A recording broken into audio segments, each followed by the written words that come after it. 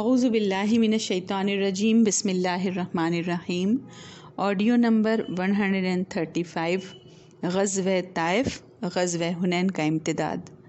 پچھلے آڈیو میں ہم نے سنا کہ فتح مکہ کے موقع پر جہاں بہت سارے ایمان لائے، وہیں بہت سارے نوجوان کئی علاقوں اور قبیلوں کے ایک جگہ جمع ہو کر اسلام نہ قبول کرنے کا عزم کرتے ہیں اور اسلامی لشکر سے جنگ کے لیے تیار ہو جاتے ہیں۔ اپنے کمانڈر کے کہنے پر وہ میدان جنگ میں بیوی بچوں، چوپایوں اور مالوں سمیت جمع ہو جاتے ہیں اور حنین کے قریب وادی اوتاس میں اکٹھا ہو جاتے ہیں۔ نبی اکرم صلی اللہ علیہ وسلم کو پتہ چلتا ہے، آپ صلی اللہ علیہ وسلم 12,000 صحابہ کے ساتھ ان کا رخ کرتے ہیں۔ یہاں کچھ صحابہ کے دلوں میں کثرت تعداد اور کثرت وسائل پر توکل کی وجہ سے اللہ تعالیٰ مسلمانوں کو توکل علی اللہ کا سبق دیتے ہیں۔ 12,000 کی تعداد کے باوجود اسلامی لشکر پر دشمن تھوڑی دیر حاوی ہو جاتا ہے اور مسلمانوں کے قدم اکھڑنے لگتے ہیں۔ پھر نبی اکرم صلی اللہ علیہ وسلم کی شجاعت اور دعا اور مخلص صحابہ کی جانثاری سے مسلمانوں کے قدم جم جاتے ہیں اور دشمنوں پر پورا کنٹرول ہو جاتا ہے۔ بہت سے دشمن فرار کی راہ اختیار کرتے ہیں اور مسلمانوں کو بہت سارا مال غنیمت حاصل ہوتا ہے، اور وہ سارے دشمن بھاگ کر طائف کے علاقے میں ایک قلعے میں چھپ جاتے ہیں۔ نبی اکرم صلی اللہ علیہ وسلم جیرانہ کے مقام پر ایک صحابی کی نگرانی میں مال غنیمت چھوڑتے ہیں اور کہتے ہیں، طائف سے نپٹ کر سارے لوگوں میں تقسیم کروں گا۔ پھر آپ صلی اللہ علیہ وسلم طائف کا رخ کرتے ہیں۔ اب یہیں سے آگے اپنے نکلنے سے پہلے ہی نبی اکرم صلی اللہ علیہ وسلم نے خالد بن ولید رضی اللہ عنہ کو 1,000 فوج کے ساتھ طائف بھیج دیا تاکہ دشمنوں پر اسلام کی دھاک بیٹھ جائے، لیکن وہ سارے کے سارے قلعے میں چھپ گئے، یعنی قلعہ بند ہو گئے۔ پھر نبی اکرم صلی اللہ علیہ وسلم اپنی فوج کے ساتھ وہاں پہنچے۔ قلعے کے قریب ہی اسلامی لشکر کا خیمہ گاڑا گیا اور قلعے کو چاروں طرف سے گھیر لیا گیا۔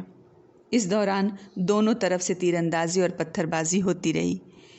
قلعے کے اندر سے بہت شدت کے ساتھ تیر اندازی ہو رہی تھی۔ مسلمان تو کھلے میں تھے اور دشمن قلعے کے اندر سے تیر اور پتھر پھینک رہے تھے۔ 12 کے قریب مسلمان شہید ہو گئے۔ 40 روز تک ایسے ہی کوشش ہوتی رہی۔ کسی روایت میں 40 ہے تو کسی میں 20، 15، 18 اور 10 دن کی بھی مدت آتی ہے کہ اتنے دن تک قلعے کا محاصرہ رہا، لیکن قلعہ فتح ہی نہیں ہوا۔ یہاں تک کہ کینن وغیرہ بھی استعمال ہوئے، گولے پھینکے گئے، سب کچھ ہوا، لیکن قلعہ فتح ہو ہی نہیں رہا تھا۔ خالد بن ولید رضی اللہ عنہ روز نکل کر دعوت مبارزت بھی دیتے، لیکن کوئی جواب ہی نہیں آتا۔ پھر نبی اکرم صلی اللہ علیہ وسلم نے مشورہ کیا کہ اب کیا کیا جائے، اتنے دن ہو گئے اور مدینہ سے نکلے ہوئے کم از کم ہمیں 2 مہینے ہو گئے، اب کیا کیا جائے؟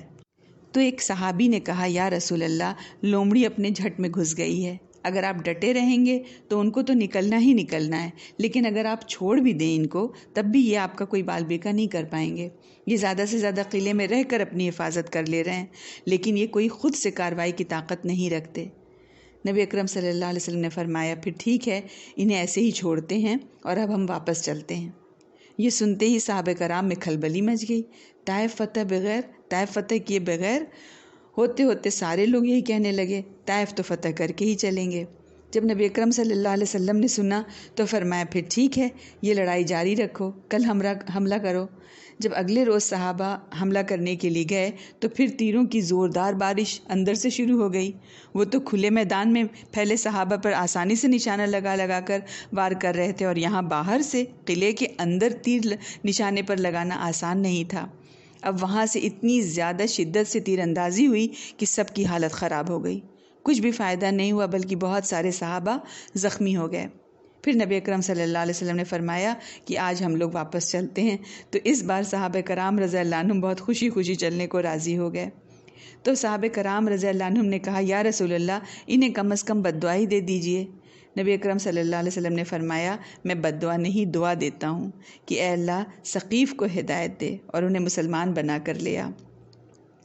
ہم دیکھتے ہیں تاریخ کیسے اپنے کو دہراتی ہے۔ 1090 میں نبی اکرم صلی اللہ علیہ وسلم طائف آئے تھے اور اب 8 ہجری میں طائف آئے ہیں۔ دونوں میں کیا فرق دکھ رہا ہے؟ ہم سب تفصیل سے سنتے آ رہے ہیں، سمجھ سکتے ہیں۔ تو اس طرح نبی اکرم صلی اللہ علیہ وسلم نے طائف کو چھوڑ دیا۔ آپ صلی اللہ علیہ وسلم کو یقین ہو گیا تھا کہ طائف والے ایمان لے آئیں گے۔ پھر اس کے بعد نبی اکرم صلی اللہ علیہ وسلم جہاں سارا مال غنیمت چھوڑا تھا وہاں واپس آئے۔ بہت زیادہ مال جمع تھا، 6 کوئنٹل چاندی تھی، 24,000 اونٹ تھے، 40,000 بکریاں، 6,000 انسان قیدی، بیوی بچے بھی جو ساتھ میں لائے تھے۔ لیکن نبی اکرم صلی اللہ علیہ وسلم یہاں آ کر بھی ابھی مال غنیمت تقسیم نہیں کر رہے تھے، 10 روز سے زیادہ دنوں تک ٹھہرے رہے۔ آپ صلی اللہ علیہ وسلم کو انتظار تھا کہ قبیلہ حوازن توبہ کر کے آ جائیں اور اپنے مال اور قیدی واپس لے جائیں۔ بانٹنے سے پہلے تو واپس کر سکتے تھے، لیکن بانٹنے کے بعد کیسے چھن کر واپس کرتے، اس لیے آپ صلی اللہ علیہ وسلم ان کا انتظار کر رہے تھے۔ لیکن جب کوئی نہیں آیا تو پھر نبی اکرم صلی اللہ علیہ وسلم نے مال غنیمت تقسیم کر دیا۔ نبی اکرم صلی اللہ علیہ وسلم نے دلوں میں محبت پیدا کرنے کے لیے، جسے کہتے ہیں تالیف قلب کے لیے، کمزور اسلام والوں کو ان کو بھی حصہ دیا مال غنیمت میں سے۔ کچھ ایسے لوگوں کو بھی دیا جو ابھی تک اسلام نہیں لائے تھے اور مہلت کا پیریڈ انہوں نے مانگا تھا کہ ہمیں کچھ پیریڈ دی اسلام سمجھنے کے لیے، ان کو بھی دیا تاکہ ان کی نظر میں اسلام محبوب ہو جائے۔ اور سردار لیول کے جو بھی تھے ان کو بہت سارا مال دیا اس میں سے۔ ابو سفیان کو 40 اوقیہ چاندی یعنی 6 کلو، تقریباً 6 کلو تک چاندی اور 100 اونٹ دیے۔ ابھی بھی اس کا دل نہیں بھرا، اس نے کہا میرے بیٹے یزید کے لیے بھی کچھ ہے، تو نبی اکرم صلی اللہ علیہ وسلم نے اتنے ہی یزید کو بھی دیا۔ پھر اس نے کہا میرے بیٹے معاویہ کو، تو اتنا معاویہ کو بھی نبی اکرم صلی اللہ علیہ وسلم نے دیا۔ یعنی صرف ابو سفیان کو اور اس کے بیٹوں کو ملا کر 18 کلو چاندی اور 300 اونٹ دیے۔ حکیم بن حزام آئے، ان کو 100 اونٹ دیے گئے، انہوں نے کہا مجھے 100 اونٹ اور چاہیے، پھر ان کو بھی 100 اونٹ اور دے دیے۔ اسی طرح صفوان بن امیہ 100 اونٹ دیے، اس نے کہا پھر 100 اونٹ، پھر 100 اونٹ، کہ پھر 100 اونٹ، پھر 100 اونٹ، یعنی 300 اونٹ جو ہے ان کو صفوان بن امیہ کو دیا گیا۔ تو اسی طرح سے خوب زیادہ سب میں تقسیم کیا گیا ہے۔ قریشی اور غیر قریشی سردار، کسی کو 100 اونٹ دیے گئے، کسی کو 50 کسی کو 40 اونٹ دیے گئے۔ اب مال کی لالچ میں بدو آپ صلی اللہ علیہ وسلم پر ٹوٹ پڑے، یہاں تک کہ نبی اکرم صلی اللہ علیہ وسلم کو ایک درخت کے پیچھے ہٹنا پڑا۔ پھر نبی اکرم صلی اللہ علیہ وسلم نے، وہیں نبی صلی اللہ علیہ وسلم کی چادر بھی پھنس گئی۔ نبی اکرم صلی اللہ علیہ وسلم نے فرمایا ایسے بھیڑ نہیں جمع ہو جاتی ہے راشن یا اس طرح کی چیزوں پر، لٹائی مچ جاتی ہے۔ تو نبی اکرم صلی اللہ علیہ وسلم نے سب کو کہا صبر کی تلقین کی، صبر کرو، میں سب میں تقسیم کروں گا، تم مجھے بخیل نہیں پاؤ گے، نہ بزدل پاؤ گے، نہ جھوٹا پاؤ گے۔ پھر اس کے بعد نبی اکرم صلی اللہ علیہ وسلم نے زید بن ثابت رضی اللہ عنہ کو حکم دیا کہ مال غنیمت اور فوج کی گنتی کریں اور حساب یہ لگائیں کہ کس کے حصے میں کتنا آ رہا ہے۔ تو پھر انہوں نے حساب لگایا کہ ایک فوجی کے حصے میں 4 اونٹ، 40 بکریاں آ رہی ہیں، اور جو شہ سوار تھے ان کے حصے میں 12 اونٹ اور 120 بکریاں آ رہی ہیں۔ تو پھر نبی اکرم صلی اللہ علیہ وسلم نے انہیں اسی حساب سے تقسیم کرنے کا حکم دیا۔ والسلام علیکم ورحمۃ اللہ۔ اعوذ باللہ